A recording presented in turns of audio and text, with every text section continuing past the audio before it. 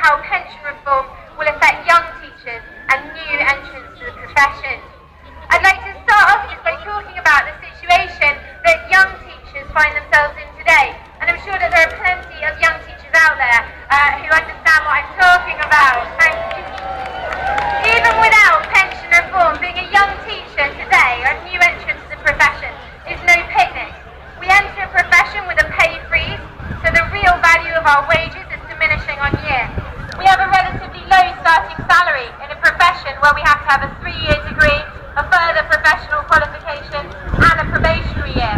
We then begin to repay our student loans, and as we all know, that's only set to get worse.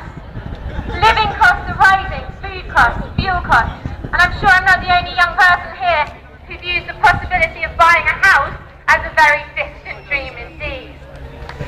Let's talk about what will happen then if our contributions every month rise from 6.4% to 9.8%. That will mean that a young teacher like me will go from paying an already relatively difficult £115 a month to around £200 a month.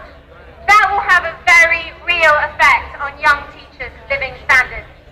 Speaking to young teachers and newly qualified at my school, every single one of them said that they would seriously consider opting out of their pension if these reforms go ahead.